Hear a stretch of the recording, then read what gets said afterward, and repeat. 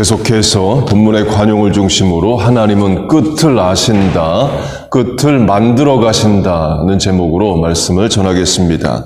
어제 본문의 관용으로 번역된 헬라어가 빌립보서에도 사용된다를 언급했습니다. 빌립보서 4장, 너희 관용을 모든 사람에게 알게 하라. 바울이 빌립보 교회, 지금의 그리스에 있는 교회에 편지를 씁니다. 그러면서 관용을 강조해요. 그 말은 교회 안에 관용이 부족하다는 거죠. 관용을 강조하는 빌립보서 4장은 유오디아와 순두계 교인의 갈등으로 시작을 합니다. 내가 유오디아를 권하고 순두계를 권하노니 주 안에서 같은 마음을 품으라. 같은 마음을 품으라를 강조한다는 것은 같은 마음이 아니라는 거죠. 서로 관용이 없다를 말합니다. 성경학자들은 유오디아와 순두계가 교회 안에 갈등을 일으켰다로 해석을 합니다. 이 빌립보서는 바울이 감옥에서 쓴 편지입니다. 그 바울이 자유롭지도 못하고 몸이 구속되고 어려운 상황에 있는데 그런 바울에게까지 빌립보 교회의 어려운 문제가 전달이 됩니다. 바울이 그렇게 이제 유오디아와 순두계에게 같은 마음을 품으라를 말하고 이어서 이렇게 말합니다. 복음에 나와 함께 힘쓰던 저 여인들을 돕고, 유오디아와 순두계가 바울의 사역을 잘 도왔다는 거예요. 그런데 둘 사이는 안 좋습니다. 그래서 바울이 유오디아와 순두계 당사자에게 같은 마음을 품으라를 권하고, 그리고 빌립보 교회 교인들에게도 저 두 여인을 도와서 교회의 갈등의 문제를 해결하라 말합니다. 그 유오디아와 순두계의 문제는 당사자만의 문제가 아니라 전체 교회의 문제였다는 거예요. 그리고도 이런 문제도 있을 수 있습니다. 빌립보 교인들이 세 부류로 나뉘어져 있을 수 있어요. 유오디아를 지지하거나 동조하는 교인, 그리고 두 번째는 순두계를 지지하거나 동조하는 교인, 그리고 세 번째는 나는 둘 다 싫다, 둘 다 지지하지 않는다. 이 근거는 고린도 교회가 그랬습니다. 바울파, 아볼로파, 베드로파, 그리스도파로 네 부류가 있었습니다. 이 중에 바울, 베드로, 아볼로는 구체적인 사람이고 그리스도는 예수님을 말하죠. 그 그리스도파는 이런 파일 수 있습니다. 나는 바울, 베드로, 아볼로 그 누구의 파도 아니다. 어떤 사람도 지지하지 않는다. 나는 예수님 파이다. 이렇게 바울이 문제를 일으키는 사람들의 이름을 적습니다. 그러면서 관용을 강조해요. 그리고 그 같은 절 안에 주께서 가까우시니라, 곧 예수님의 재림이 가깝다를 강조합니다. 곧 관용을 강조하는 빌립보서 4장 5절은 이겁니다. 너희 관용을 모든 사람에게 알게 하라. 주께서 가까우시니라. 곧 주의 재림을 강조하면서 관용을 강조해요. 어린아이들 비유로 하면 이제 놀이터에서 땅 따먹기 놀이를 하며 서로 내가 옳다, 네가 옳다 이러면서 주장하고 싸웁니다. 날이 저물어 갈 때 엄마가 부릅니다. 이제 집에 와서 밥 먹어라.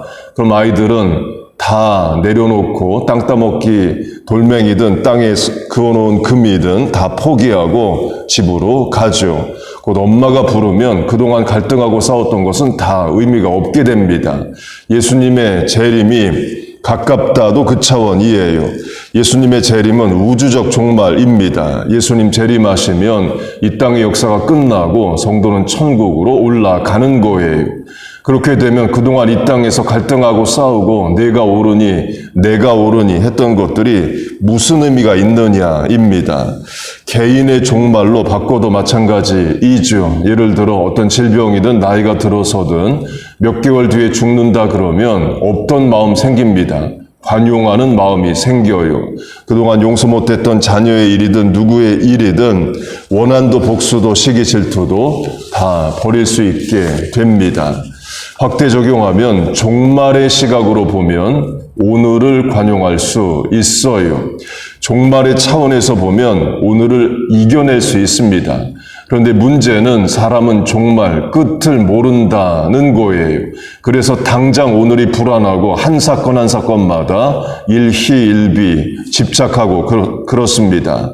그러나 하나님은 끝을 아십니다. 아실 뿐만 아니라 도리어 끝을 만들어 가셔요.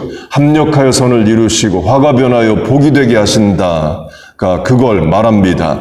곧 당장의 내 삶이 눈물, 슬픔, 어려움, 고난이어도 하나님은 그걸 다 합해서 끝을 좋게 만드십니다. 여러분 믿습니까?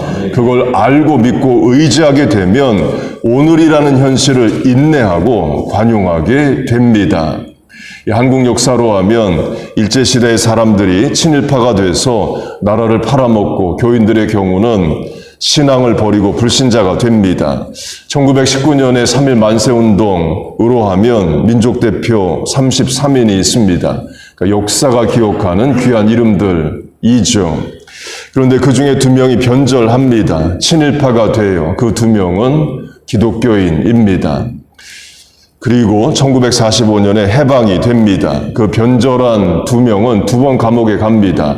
일제시대 때는 독립운동했다는 이유로 일본에 의해서 감옥에 가고 해방이 된 후에는 변절했다는 이유로 해방정부에 의해서 감옥에 가요. 예를 들어 변절한 2명에게 물었다고 해보세요. 3.1운동 민족 대표까지 해놓고 왜 변절을 했느냐 물어보면 이런 답을 할 수 있습니다. 일제 식민 지배가 100년 이상 갈 줄 알았다. 만세운동 후에 26년 뒤에 독립될 줄을 전혀 생각을 못했다. 라고 답을 할 수 있죠. 만약 그 2명이 끝을 알았다면 36년 만에 일제시대가 끝난다를 알았다면 끝을 알았다면 변절하지 않았을 겁니다. 그러나 끝을 모르기에 불안해하고 포기하고 오늘을 인내하지 못하고 그러죠. 강조점은 사람은 끝을 모릅니다. 그러나 하나님은 끝을 아셔요. 끝을 아시는 것만이 아니라 끝을 만들어 가십니다. 그걸 알고 믿게 되면 우리는 오늘이란 현실을 관용하게 되고 인내하게 됩니다. 그리고 감사도 할 수 있게 돼요. 오늘이란 현실에 하나님 함께 하심을 감사합니다. 이기고 인내하게 하시니 감사합니다. 하나님이 내 하나님 되셔서 감사합니다. 어려움 가운데 기도할 수 있게 하시니 감사합니다. 세상 사람들 이해 못하는 기도를 우리는 할 수 있습니다. 그리고 부족하고 어려운 것은 기도하고 간구하는 거예요. 그게 관용을 강조하는 그 빌립보서 말씀 바로 다음 절입니다. 아무것도 염려하지 말고 오직 모든 일에 기도와 간구로 너희 구할 것을 감사함으로 아뢰라. 그리하면 모든 지각에 뛰어난 하나님의 평강이 그리스도 예수 안에서 너희 마음과 생각을 지키시리라. 하나님을 믿기에 그렇게 할 수 있습니다. 그런 믿음, 그런 고백의 성도가 되시길 축복합니다. 마지막으로 예수님이 끝을 아신다, 끝을 만들어 가신다입니다. 예수님 십자가 지실 때 베드로가 3번 예수님을 모른다 부인합니다. 마지막 3번째는 저주까지 해요. 예수님 부활하시고 베드로 만나셨을 때에 관용을 베푸십니다. 제자들 다 모아놓고 너희들 몰랐지? 내가 대제사장 집에서 신문 받을 때에 베드로가 나를 모른다? 3번 부인하고 저주했어. 공개 망신주거나 또는 북한식으로 앞으로 나와서 자아 비판하라고 하지 않으십니다. 도리어 사명을 주셔요. 내 양, 예수님의 양인데 너 베드로가 예수님을 대신해서 양을 치라. 는 사명을 주십니다. 바꿔 말하면 베드로의 리더십을 세워주시는 거죠. 관용해 주십니다. 그렇게 관용을 베푸시는 이유는 예수님은 베드로의 끝을 아십니다. 그리고 베드로의 인생을 만들어 가셔요. 십자가 사건 때에는 베드로가 예수님을 부인했지만 결국 베드로는 예수님을 위하여 끝까지 사명 감당하고 순교할 것을 아십니다. 그리고 베드로의 인생 장래 발걸음을 예수님은 만들어 가셔요. 그러니까 3일 전에 예수님을 부인했다라는 것으로 베드로를 미워하거나 버리시거나 제자들 앞에서 또 공개적으로 또 잘못을 지적하시거나 하질 않으십니다. 능히 기다려주시고 관용하셔요. 베드로의 오늘을 능히 바꾸시고 변화시킬 수 있기 때문에 그렇습니다. 바라고 원하기는 우리의 인생도 자녀의 삶도 교회도 예수님이 그렇게 붙잡아 인도해 주시길 바랍니다. 오늘은 어렵지만 능히 오늘을 변화시키시고 내일을 만들어 가실 수 있는 하나님이 끝을 아시고 만들어 가시는 예수님이 그렇게 인도해 주시길 바랍니다. 그리고 우리는 그 하나님을 믿고 오늘을 관용하는 거예요. 이길 거 이기고 인내할 거 인내하고 잊을 거 잊고 용서할 거 용서하고 버릴 거 버리고 살아가는 겁니다. 당장의 현실에 일희일비하지 않고 합력하여 선을 이루시고 화가 변하여 복이 되게 하시는 하나님을 의지하고 살아나가는 겁니다. 최후 승리가 성도에게 있습니다. 여러분 믿습니까? 그 말은 매번 승리는 안 주셔도 최후 승리는 반드시 주신다를 말합니다. 그러면 되는 거죠. 끝이 승리면 오늘의 어려움이나 실패는 능히 이겨 나가는 겁니다. 그렇게 우리를 도우시고 우리는 그렇게 하나님을 믿고 의지하고 살아가시기를 주의 이름으로 축복하고 축원합니다. 아멘. 기도하겠습니다.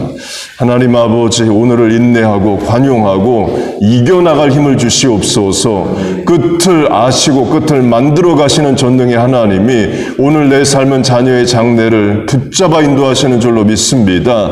그래서 오늘 당장 낙심하거나 어려워하지 않게 하시고 믿음으로 이기고 승리하게 하여 주옵소서. 사람이 못하는 일을 하나님이 행하여 주시고 무능한 내 인생 하나님 붙잡아 전능하신 하나님의 손길로 빚어지게 하여 주옵소서. 오늘도 살아가고 이길 수 있는 힘을 기도해서 얻고자 합니다. 새벽에 나와 간구하는 성도의 삶에 은혜와 능력을 더하여 주시옵소서. 입술을 열어 간구하는 기도에 응답하여 주옵소서. 예수님의 이름으로 기도하옵나이다. 아멘.